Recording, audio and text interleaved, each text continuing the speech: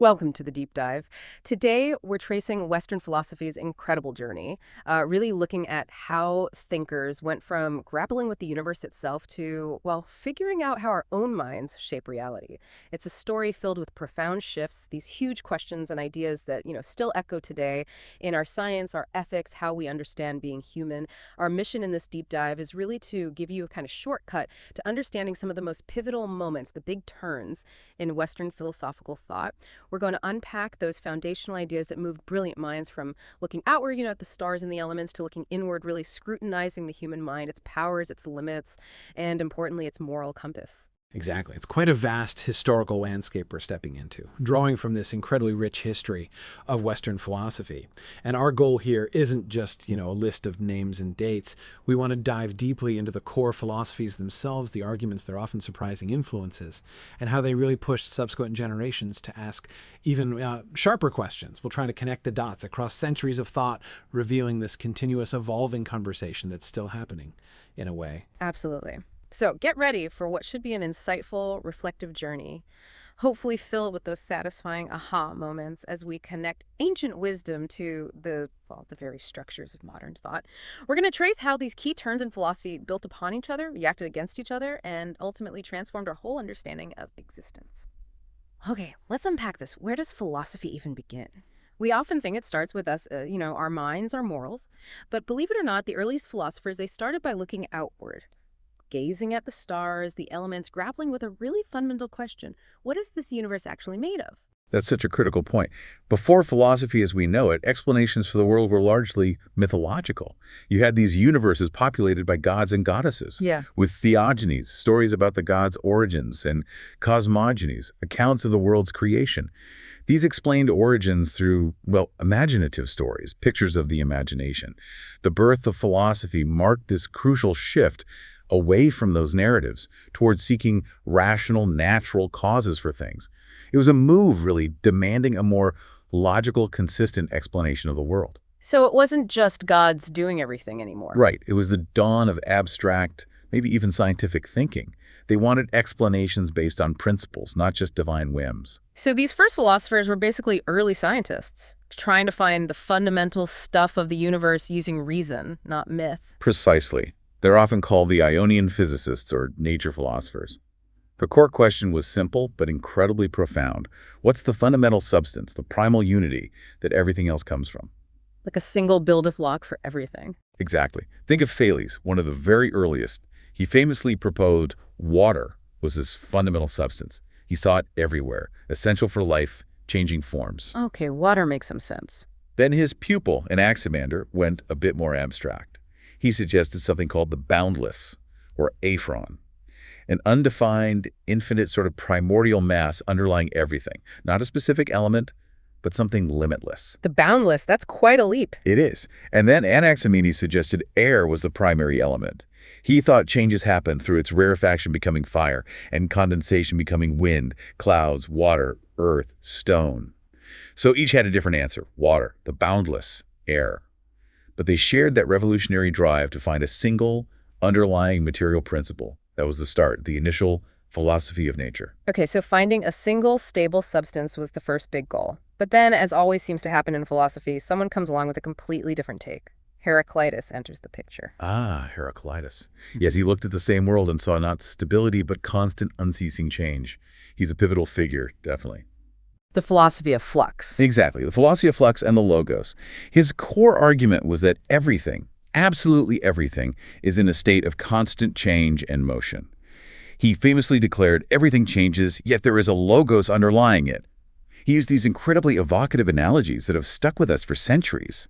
The sun is new every day, kindled at its rising and quenched at its setting.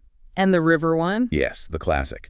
You cannot step into the same river twice, because the water is always changing. And arguably, you are always changing too. These weren't just poems for him.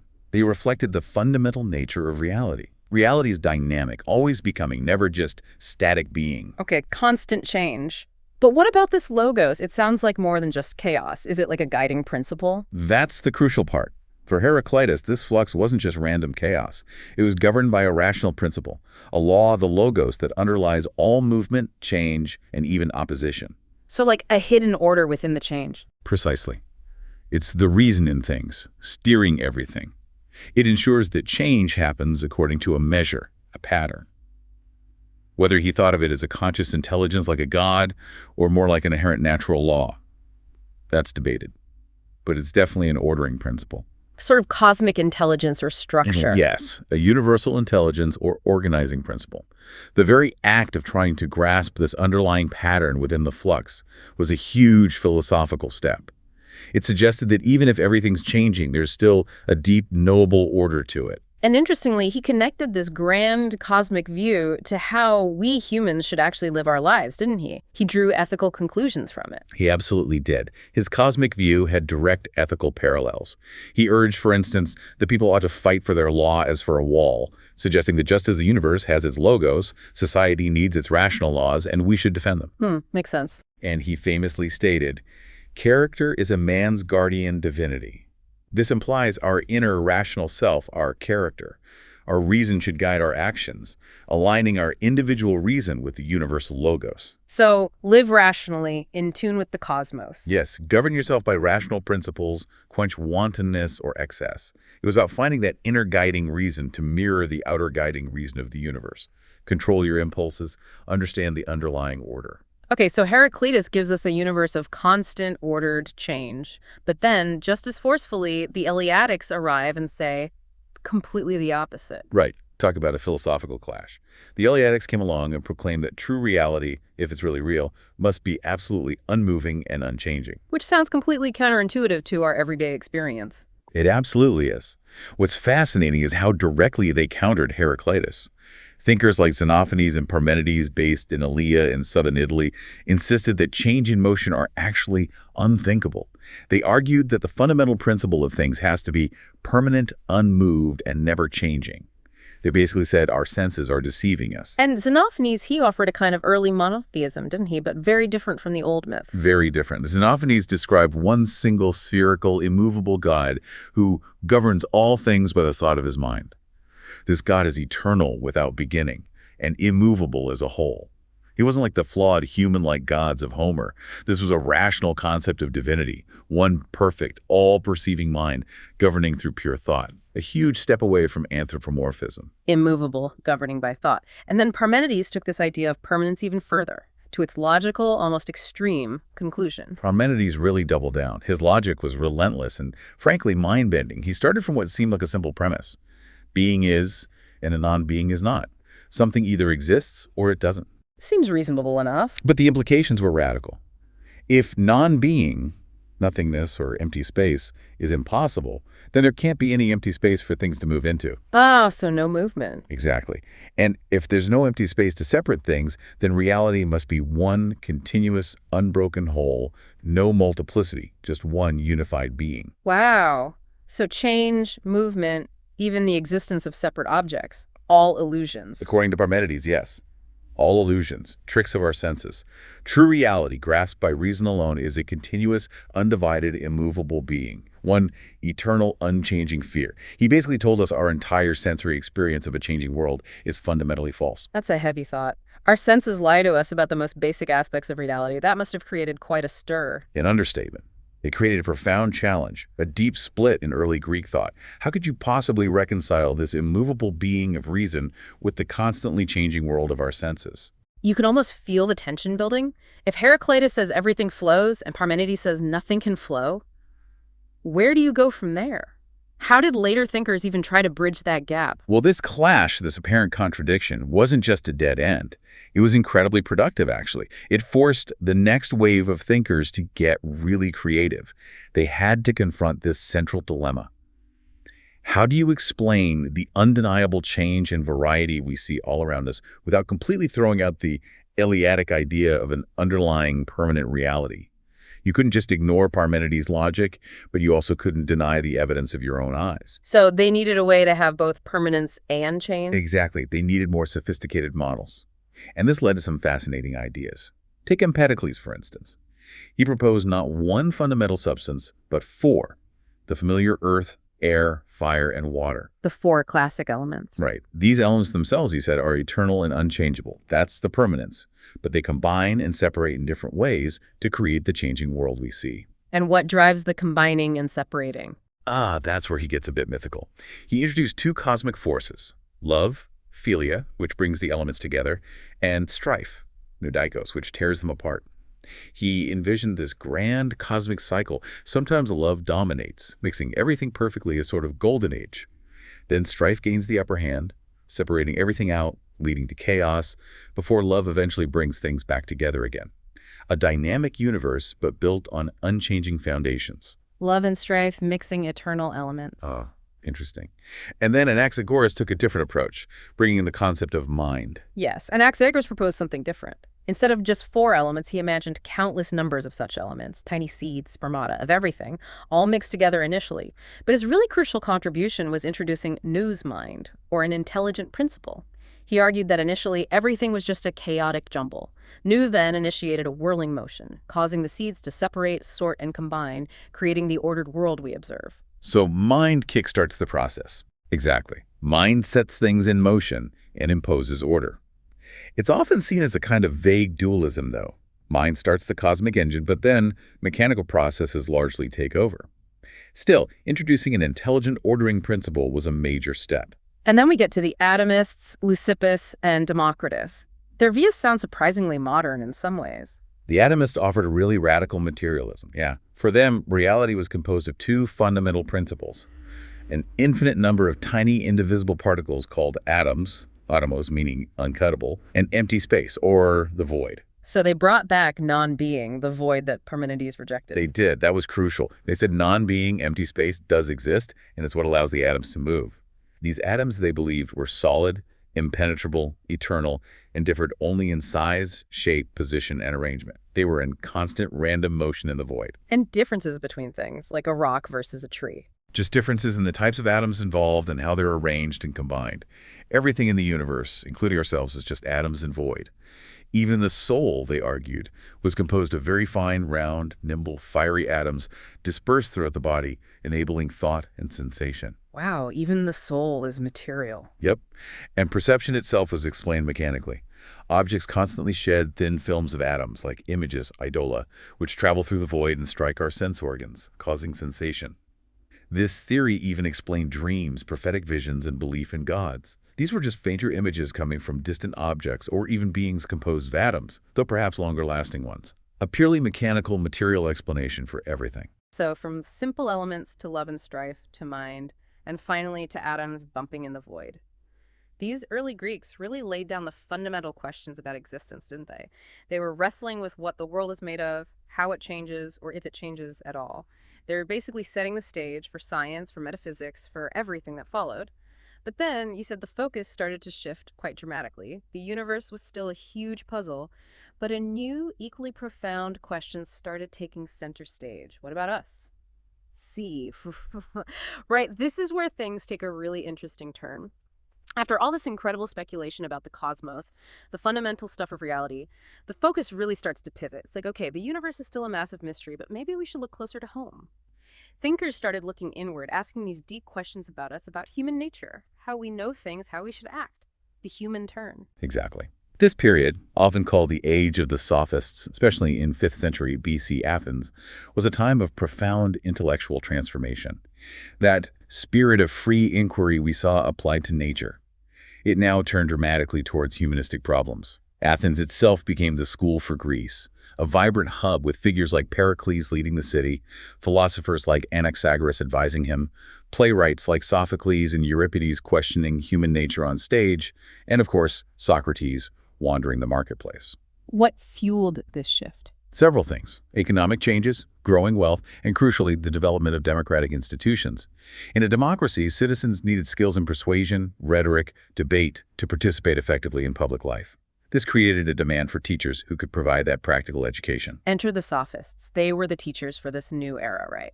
But they brought with them a pretty challenging, maybe even unsettling perspective: relativism. That's right. The Sophists were essentially traveling professional educators. They played a crucial role, teaching young men dialectics, grammar, rhetoric, oratory, the skills needed for success. And in doing so, they broke the soil for new fields of investigation, turning their sharp minds to moral and political questions too. But their core insight was also their most controversial contribution. The idea that the mind of man is an important factor in the process of knowing. They leaned heavily into skepticism and subjectivity. How so? While building on ideas like Heraclitus's flux, they argued. If everything is constantly changing, then maybe stable, objective knowledge is impossible. There can be no knowledge, some claimed. And if, as others like Protagoras famously said, man is the measure of all things, meaning truth is relative to the individual perceiver, then maybe we can only know things so far as they affect our senses. If that's true, then the nature of things eludes our grasp.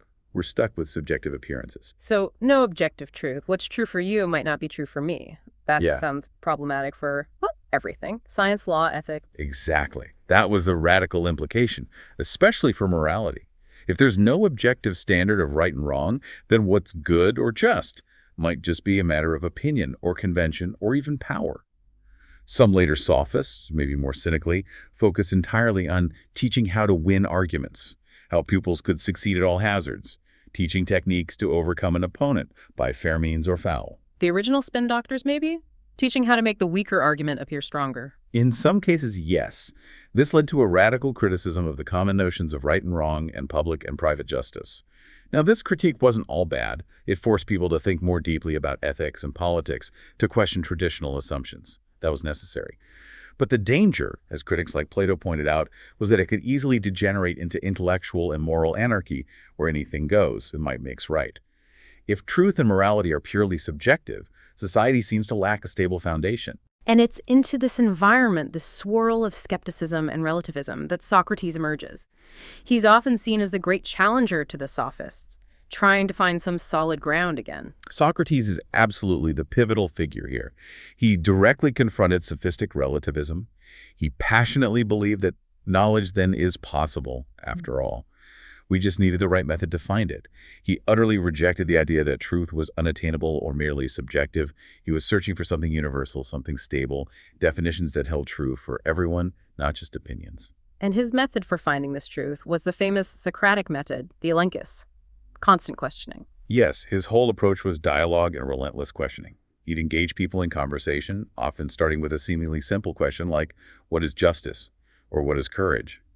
Then, through careful cross-examination, he would expose inconsistencies, hidden assumptions, and ultimately the ignorance of his conversation partner, and often his own. The goal wasn't to win an argument like some sophists, but to reach clear and distinct notions or concepts, definitions. He demanded reasons, right, not just assertions. Absolutely. He insisted that claims had no value whatever unless you can give reasons for it. It was analytical, breaking down complex ideas, and also deductive, testing beliefs against fundamental principles. He wanted the universal essence, the defining characteristics of concepts like virtue, justice, piety. He believed true knowledge was about these general concepts, not just fleeting particulars. And his most famous doctrine, maybe the cornerstone of his ethics, was knowledge is virtue. That sounds incredibly optimistic. Like if you just knew what was right, you couldn't possibly do wrong. It is incredibly optimistic and central to his thought. Socrates held this powerful conviction that knowledge is virtue. He genuinely believed no one can knowingly do wrong. For him, wrongdoing didn't stem from a weak will or malicious intent, but purely from ignorance. If you truly understood the good, you would naturally choose it because the good is inherently beneficial to your soul. So evil is just a mistake, basically, an intellectual error. In essence, yes. Socrates had this immense faith in the power of clear, reasoned thinking. He saw knowledge as the cure of all our ills. Illuminate the mind, understand the true nature of virtue, and right action will follow. That's why he spent his life trying to get people to examine their own beliefs and seek true understanding. And this pursuit of knowledge, of virtue, was directly linked to happiness for him. Directly. For Socrates, virtue and true happiness are identical. A life lived according to reason, a life that is temperate, brave, wise, and just that is the happy life, the flourishing life. It's not about external goods like wealth or power, but the internal state of the soul. Care for the soul was paramount. Absolutely. His famous plea was for people first and chiefly to care about the greatest improvement of the soul. He lived this philosophy too, showing remarkable self-control and courage, especially in his trial and execution. His life became an embodiment of his teachings. Socrates profoundly shifted the focus to ethics, to the soul, to definition. But famously, he didn't write anything down. So how did his ideas survive and have such a massive impact? That's where his student, Plato, comes in. Socrates laid the foundation, asking the crucial questions and developing the method. But it was Plato who took those Socratic insights, the focus on virtue, knowledge, the soul, the search for universal definitions, and built upon them an entire, vast, and incredibly influential philosophical system. Plato extended these ideas beyond ethics into metaphysics, cosmology, politics, creating something truly monumental. So Socrates turns the focus inward to the soul and virtue. But Plato takes this foundation and builds something, well, otherworldly almost. We move from defining virtue to defining reality itself.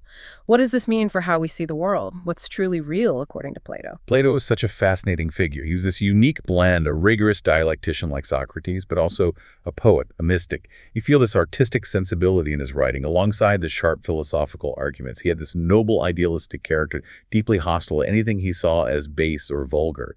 And thankfully, his dialogue survived, which is incredible. They've shaped Western philosophy like almost nothing else, setting the agenda for centuries. And his most famous idea, the one everyone associates with him, is the theory of ideas, or forms.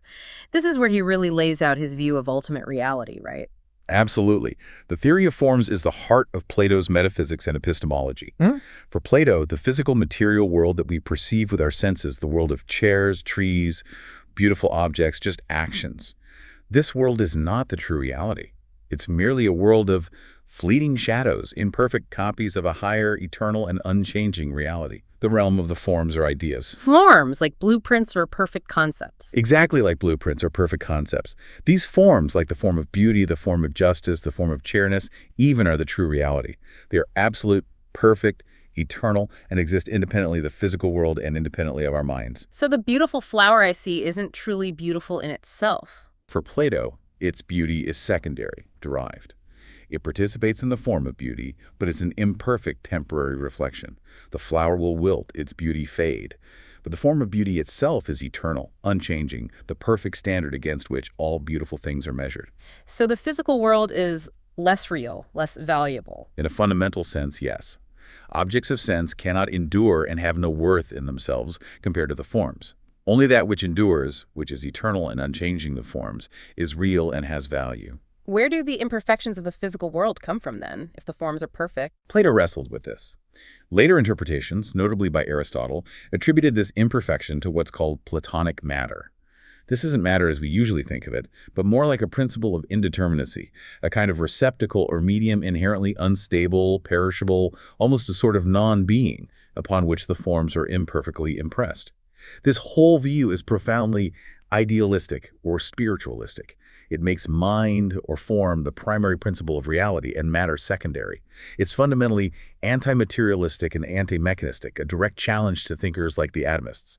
And this dualism, this split between the perfect realm of forms and the imperfect material world, had immense historical consequences. He also applied these ideas to the cosmos itself in works like the Timaeus, right, trying to explain the natural world. Yes. In the Timaeus, Plato offers a cosmology, though he often presents it as a likely story or a probability, acknowledging the difficulty of knowing the natural world with certainty. A key figure in his cosmology is the demiurge, a divine craftsman who shapes the pre-existing chaotic matter according to the eternal forms, bringing order to the universe. And he introduces the concept of the world soul. The world soul, like the universe is alive. In a way, yes. The world soul acts as an intermediary between the world of ideas and the world of phenomena. It's created by the demiurge and infused into the body of the universe. It's the cause of all law, mathematical relations, harmony, order, uniformity, basically, the principle of rationality and life within the cosmos. It's an image of God, a visible manifestation of divine reason. So the universe has a purpose. It's not just random. Definitely not random for Plato. His view is thoroughly teleological. Purposes or final causes are the real causes of the world. Everything is striving towards a good, patterned after the forms. Whatever is good and rational and purposeful comes from reason. The forms, the demiurge, the world soul. Whatever is evil, irrational, and purposeless arises from necessity, or the inherent limitations and resistance of the material substrate. Okay, so if the true reality is this realm of forms, how do we, stuck down here in the world of shadows, ever come to know them? This leads to his theory of knowledge and the soul, right? Precisely. How can we access these perfect non-physical forms? Plato proposed a hierarchy of knowledge. At the bottom is mere sense perception, aesthesis, which deals only with the changing, imperfect physical world and gives us opinions. Doxa, not true knowledge. Above that is opinion, which might be correct but isn't grounded in reason. True, genuine knowledge, or science, episteme, comes through reason and intellectual contemplation, anesis, which allows the soul to directly apprehend the eternal forms themselves. And the soul is key here. It has to be capable of grasping these non-physical forms. Exactly. For Plato, the soul is immortal and distinct from the body. He offered several proofs for its immortality. Its simplicity, it can't be decomposed. Its inherent connection to life, it can't admit its opposite, death. Right. And perhaps most famously, the doctrine of recollection and amnesis. Recollection, like we knew the forms before. Yes. Plato argued that learning isn't acquiring new information, but rather remembering knowledge the soul possessed before it was incarnated in a body, when it resided in the realm of forms. The experience of seeing imperfect examples in this world, like an imperfectly drawn circle, triggers the memory of the perfect form, the form of circle. This implies the soul's preexistence and, by extension, its immortality. What about after death? Plato described the soul's journey. If it lived philosophically, it might return to its native star. If it was dominated by bodily desires, it might undergo transmigration, metempsychosis, through animal bodies as a kind of stage of purification before potentially getting another chance at human life. And this journey is driven by eros, love. Yes. The doctrine of eros, or love, is crucial. For Plato, especially in the Symposium and Phaedrus, eros isn't just physical desire. It starts with a perception of physical beauty. But this should lead the soul upward, to appreciate the beauty of souls, then the beauty of institutions and laws, then the beauty of knowledge, until finally it recollects and falls in love with the ultimate form of beauty itself, and by extension, the good and the true. It's a driving force impelling the soul towards the forms. So ethically, the goal is to get our souls in order, focused on reason and the forms, and this extends to politics too. Exactly. The ethical ideal for the individual is a well-ordered soul. Plato described the soul as having three parts: reason, the charioteer; spirit, the noble horse, ambition, courage, and appetite; the unruly horse, desires. Justice in the soul means reason is in charge, guiding spirit and keeping appetite in check. The cardinal virtues fit in here. Yes, exercising the virtues: wisdom in the rational part, courage in the spirited part, self-control or temperance in the appetitive part, submitting to reason, and justice, the overall harmony, leads to a life of reason. This life of virtue is the highest good, which is happiness or eudaimonia. The rational part of man is the true part, Plato believed, so the ideal life is to cultivate reason, the immortal side of his soul. The body, with its desires and distractions, is often seen negatively as a prison house of the soul. And the ideal state mirrors this. Perfectly. In his Republic, Plato argued the ideal state should be structured like the well-ordered soul in the cosmos. Reason should rule, meaning the philosopher kings, those who have apprehended the forms, especially the form of the good, should govern. Below them are the auxiliaries or guardians, soldiers representing spirit, and at the bottom are the producers, farmers, artisans representing appetite. The state originates from necessity. People need each other. But its ultimate aim is to produce good citizens and achieve justice, reconciling individual and social good. Laws are necessary mainly for the imperfect majority who can't live purely by reason. It's incredible how influential this became. You mentioned its connection to later Christian thought. What parts really resonated? It's fascinating. Plato's idealism, his teleology, the idea of purpose, his whole concept of a higher, perfect, eternal realm of forms as world patterns, his sharp dualism between soul, mind, and body matter, his mysticism, even his ethical state. All of this provided a powerful philosophical framework that deeply influenced Neoplatonism and, subsequently, early Christian theologians like Augustine. They found in Plato concepts like an eternal, unchanging reality, God, heaven, the immortality of the soul, the denigration of the physical world, and a moral ordering of the universe that aligned well with Christian doctrines, even though Plato himself was pagan. He essentially gave them a philosophical language to articulate and defend their faith. Okay, so Plato builds this incredible, soaring structure with reality anchored in a transcendent realm of forms. But then comes his star pupil, Aristotle, who studies with him for 20 years, deeply respects him, but ultimately takes a radically different path. He seems to bring philosophy back down to earth, quite literally. That's a perfect way to put it. Aristotle is a giant, just like Plato, but his whole orientation is different. If Plato was the poet, mystic, and mathematician looking towards the eternal forms, Aristotle was The reader, a close observer, and a specialist, more like a biologist or physicist, meticulously observing and categorizing the world around him. His writing style reflects this. It's generally sober, scientific, familiar, free from embellishment and flights of fancy, even dry. You don't always feel the personality like you do with Plato.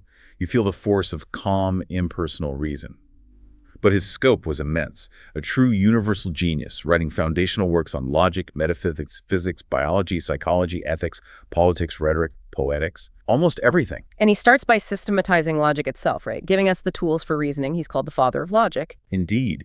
His collection of logical works, known as the Organon, laid the groundwork for formal logic for over 2 millennia. He was the first to systematically analyze the process of reasoning itself.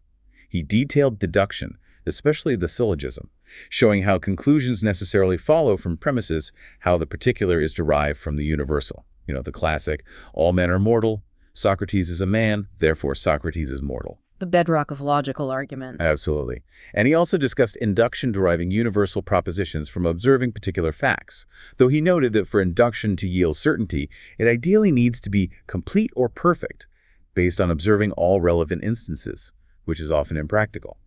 For Aristotle, the goal of knowledge was complete demonstration, building chains of syllogisms back to foundational propositions or principles which cannot be proved deductively, but are grasped intuitively as having absolute certainty. These are the direct or immediate truths, the starting points of knowledge. And he introduced the categories, ways of talking about being. Yes, his 10 categories: substance, quantity, quality, relation, place, time, position, state, action, passion, are fundamental ways in which being can be described. The most important is substance, ousia, the individual thing, like this man or this horse.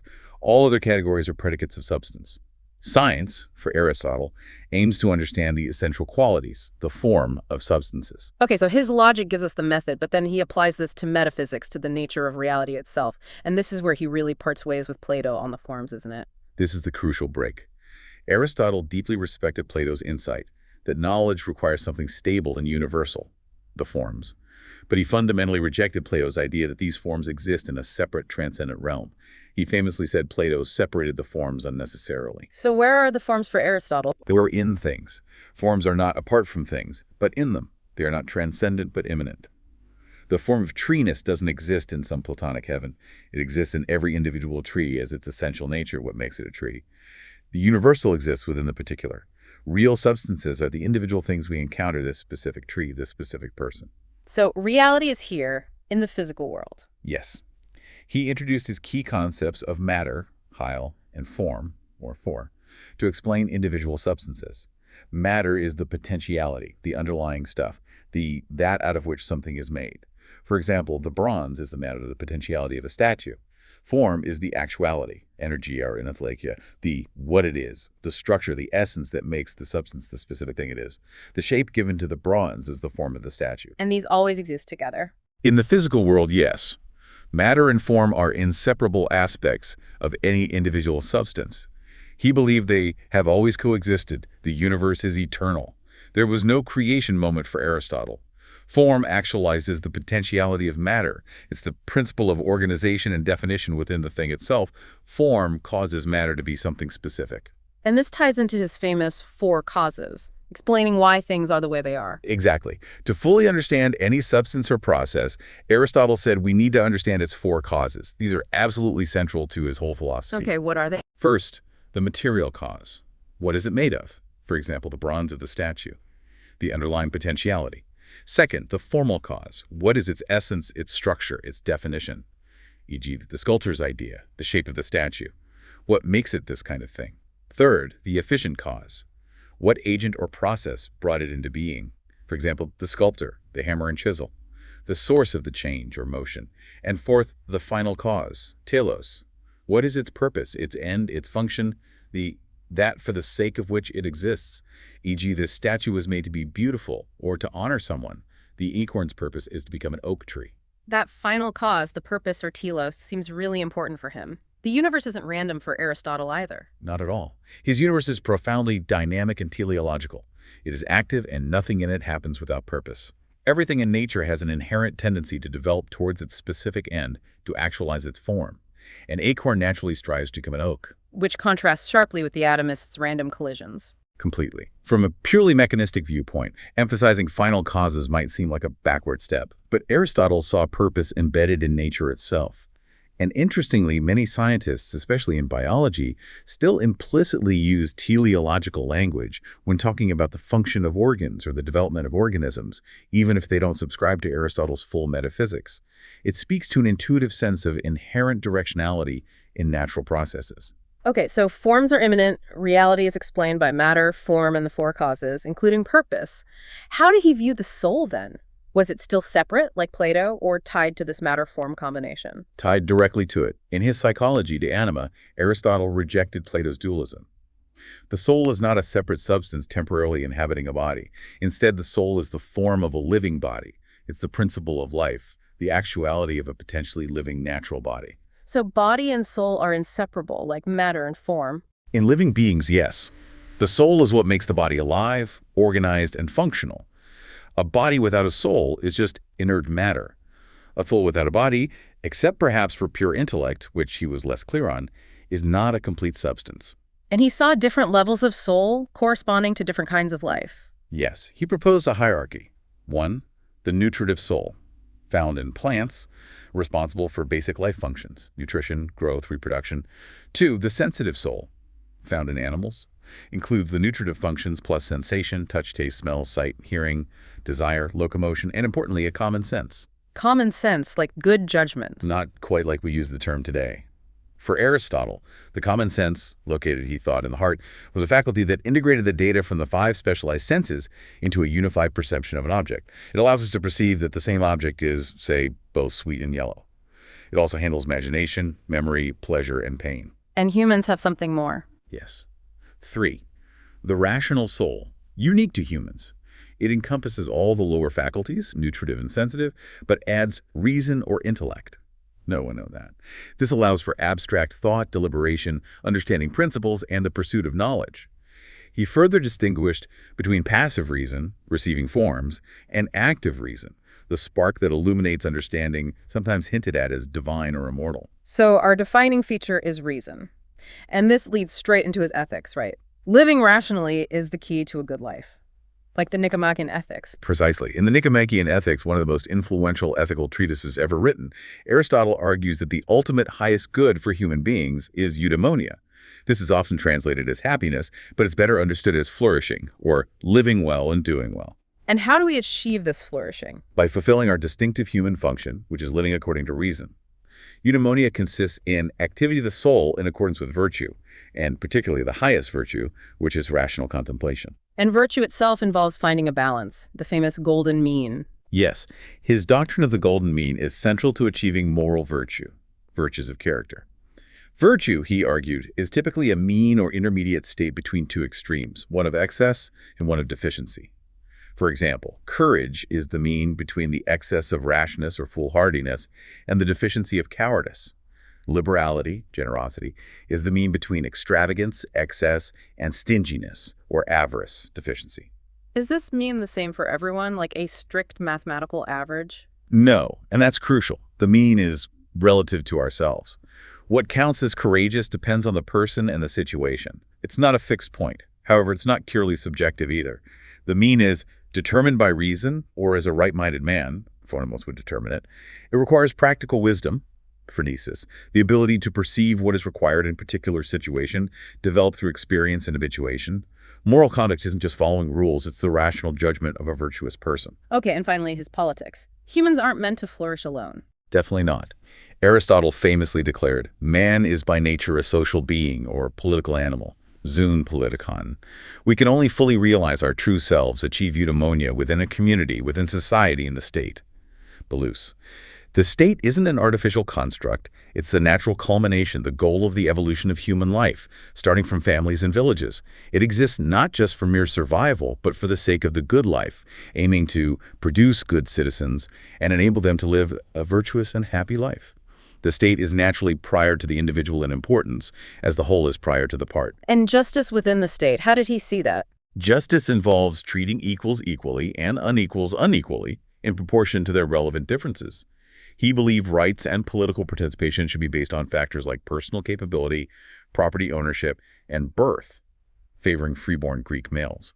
This also led him, reflecting the prejudices of his time, to justify natural slavery, arguing that some people, specifically non-Greeks or barbarians, were inherently suited for manual labor and subordination, lacking the full rational capacity for self-governance.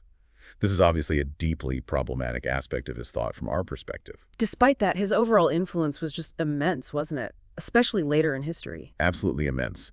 Aristotle's philosophy, his logic, metaphysics, ethics, politics, psychology, biology became the absolute cornerstone of later Western thought, particularly during the Middle Ages through scholasticism. Thinkers like Aquinas integrated Aristotelian philosophy deeply into Christian theology. His system provided the dominant intellectual framework for centuries, a true universal genius whose impact is arguably still unparalleled. So we've traced this amazing arc from the ancient Greeks' cosmos, soul, forms, immanence, with Plato and Aristotle setting these huge contrasting foundations. Then centuries pass. The Middle Ages saw this long, complex dialogue between Christian faith and rediscovered Greek reason, mostly Aristotle's. But then things start to shake up again. A period of really radical new thinking emerges, launching us towards modernity. That's a great summary of the transition. After the peak of ancient philosophy, we have the long period of medieval scholasticism. This era was largely defined by the project of reconciling Christian doctrine with classical philosophy, especially Aristotle. Figures like Thomas Aquinas masterfully employed Aristotelian categories and logic philosophy as a handmaiden of theology to articulate and defend Christian faith within a rational framework. It was an incredible synthesis. But eventually, this synthesis started to fray. The Renaissance saw a revival of interest in classical sources beyond Aristotle, including Plato, and a growing humanism. Then the Reformation fundamentally challenged the authority of the Church. Both movements stimulated a powerful spirit of critical reflection and independent thought, questioning old authorities and paving the way for the scientific revolution and the Enlightenment. And this really comes to a head in the 18th century, the Enlightenment, an age celebrating reason, progress, individual liberty. How did philosophy change in this period? The Enlightenment was truly a watershed moment. It championed the progress of independent thought, placing immense faith in human reason, empirical science, and individual freedom. Thinkers like Voltaire, Rousseau, Diderot, they fostered this critical spirit, questioning tradition, superstition, and absolute authority in both politics and religion. Philosophically, a major current was the rise of empiricism, especially strong in Britain. Empiricists insisted that all genuine knowledge originates in sense experience. Like John Locke, the mind is a blank slate. Exactly. John Locke is a key figure. He famously argued against innate ideas, proposing the mind at birth is a tabula rasa, a blank slate. All our ideas, he said, come from two sources: sensation, external experience, and reflection, internal experience observing our own minds. This empirical foundation also underpinned his hugely influential political philosophy: natural rights inherent to individuals, life, liberty, property, the idea of a social contract, and government based on the consent of the governed. And then Berkeley took empiricism even further, to deny matter itself. George Berkeley pushed Locke's empiricism in a startling direction towards immaterialism. He argued, quite ingeniously, that since all we ever perceive are our own ideas or sensations, we have no grounds for believing in the existence of mind-independent material substance. His famous motto, esse est percipi, to be is to be perceived. So if no one is perceiving something, it doesn't exist. Basically, yes. Yeah. Or rather, things continue to exist even when we aren't perceiving them because they are constantly being perceived by the ultimate mind, God. God's perception sustains the reality of the world.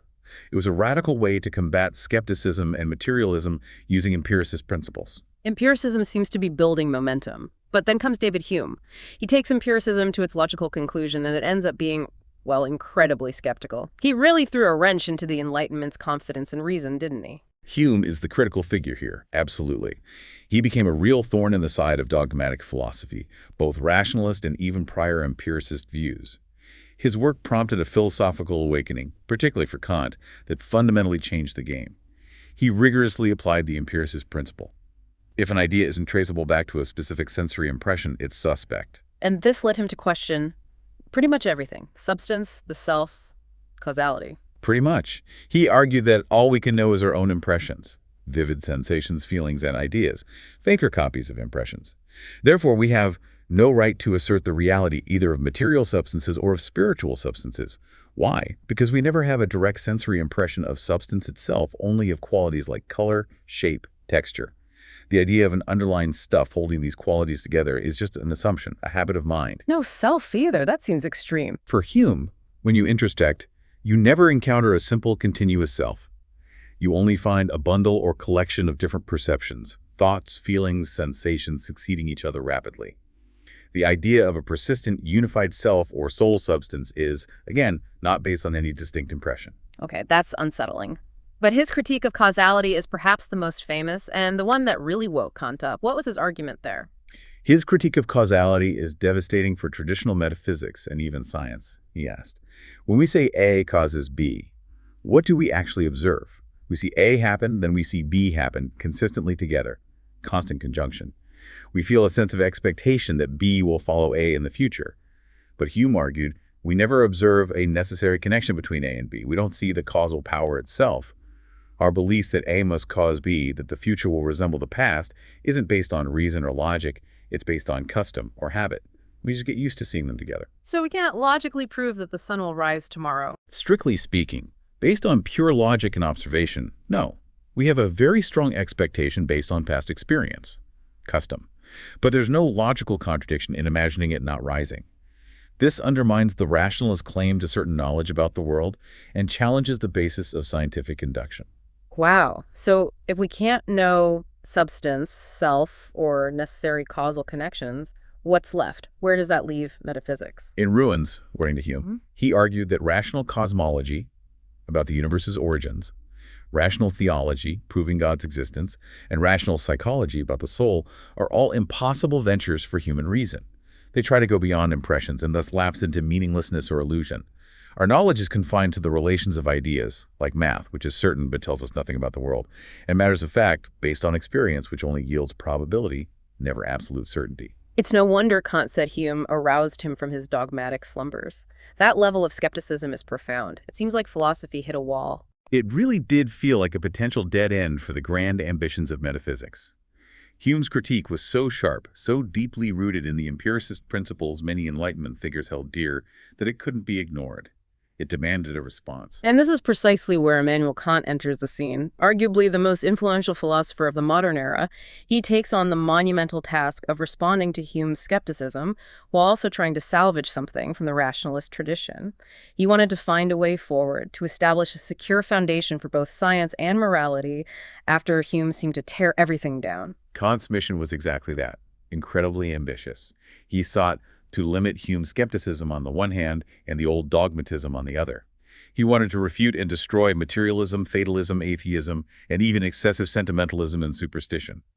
His strategy wasn't to directly refute Hume on Hume's own terms, but to undertake a critique of reason itself to determine its capabilities and, crucially, its limits. He aimed to secure a rational faith in human values by limiting the discursive understanding to the field of phenomena, the world as we experience it.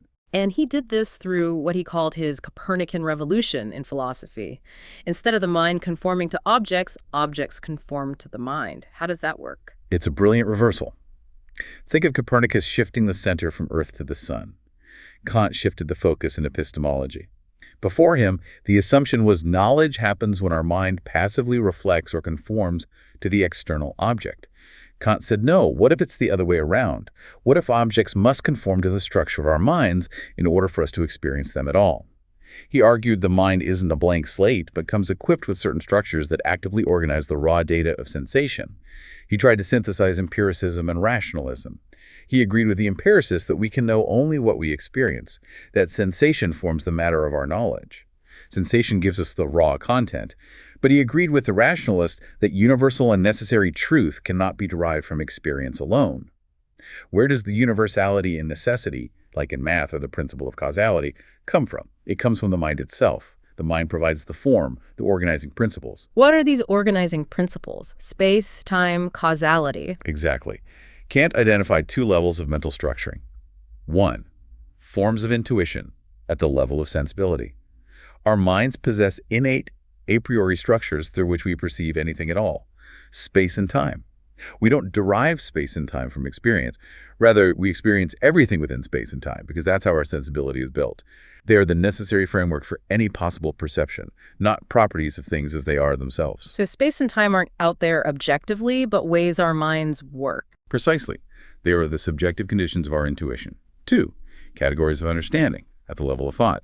Beyond sensibility, our understanding actively imposes a priori concepts or categories onto the sensory data already structured by space and time to make sense of it, to form judgments and achieve knowledge.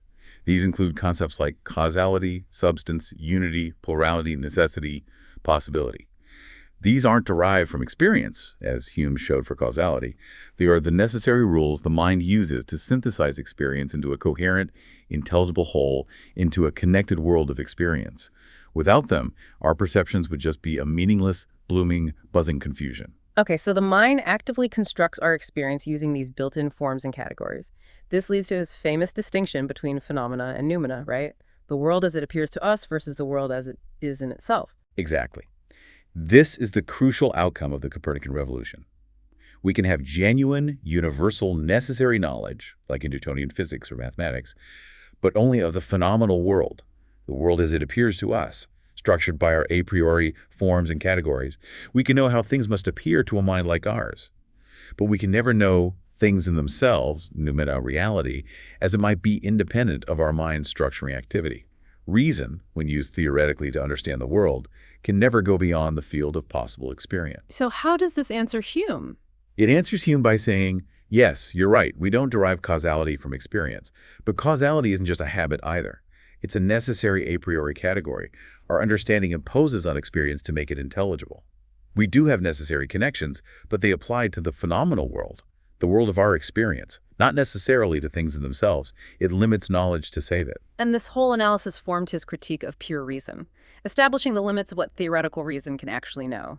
What did this mean for traditional metaphysics, God, freedom, immortality? It meant that traditional speculative metaphysics, which tried to prove the existence of God, the immortality of the soul, or the ultimate nature of the cosmos using theoretical reason alone, was doomed to fail. In the Critique of Pure Reason, Kant argued that attempting to apply the categories, like causality or substance, beyond the realm of possible experience leads to contradictions and illusions, what he called the antinomies of pure reason. Reason naturally produces ideas of the unconditioned God, ultimate cause, the world as a complete totality, the soul as a simple enduring substance. These ideas are unavoidable and even useful as regulative principles, guiding scientific inquiry towards greater unity and completeness. But they are not objects we can know theoretically. We can't prove or disprove God's existence using pure reason. So theoretical reason hits a wall when it comes to the big questions. But Kant didn't just leave it there, did he?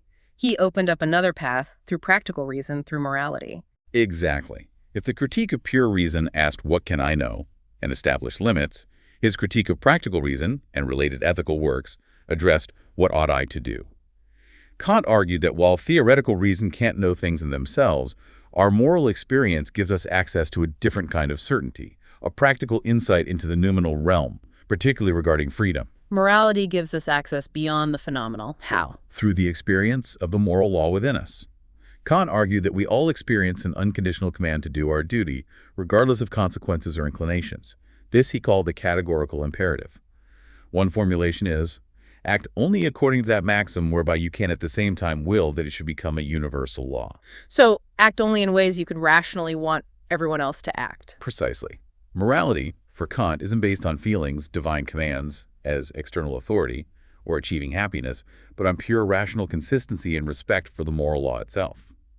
This capacity for self-legislation, for acting out of duty based on reason alone, is moral autonomy. And how does this connect back to God, freedom, and immortality? He called them postulates, right? Yes, the postulates of practical reason. Kant argued that the moral law, which we experience as absolutely binding, doesn't make sense unless we presuppose certain things to be true, even if we can't prove them theoretically. 1. Freedom. The fact that we experience the ought of the moral law implies that we can follow it. Ought implies can. If we weren't free to choose between following duty or inclination, morality would be meaningless. So practical reason requires us to postulate our freedom, even if theoretical reason gets tied in knots trying to prove it alongside natural causality. We must act as if we are free. 2. immortality. The moral law commands us to strive for perfect virtue, complete conformity of our will with the moral law, holiness. But this is an infinite task, unattainable in a finite human lifespan. Therefore, practical reason requires us to postulate the immortality of the soul, allowing for infinite progress towards this moral ideal. 3. God. The moral law aims at the highest good, summum bonum, which combines perfect virtue with perfect happiness. But in the phenomenal world, virtue and happiness often don't align. Practical reason requires us to postulate the existence of God as a supreme moral being who guarantees the ultimate harmony of virtue and happiness in the universe, ensuring that the highest good is ultimately achievable. So these are necessary assumptions for morality to make sense, even if we can't prove them scientifically. Exactly. The moral law guarantees freedom, immortality, and God. Religion is based on morality, not the other way around. Kant found a way to ground faith, a rational faith, not in speculative proofs, but in the demands of our moral consciousness. He himself noted how this teaching is closely connected with the Christian conception, providing a philosophical framework compatible with core religious beliefs, but grounded in autonomous reason. It's a stunning achievement. He managed to carve out secure domains for both science, within the phenomenal realm, and morality faith, grounded in practical reason, navigating between dogmatism and skepticism. His influence was just transformative. Transformative is the right word. He fundamentally reshaped the philosophical landscape. Subsequent German idealists like Fichte, Schelling, and Hegel would grapple intensely with his system, especially the phenomenon-noumenon distinction, trying to overcome the dualisms he left. But almost all modern philosophy, in one way or another, has had to reckon with Kant's critical revolution.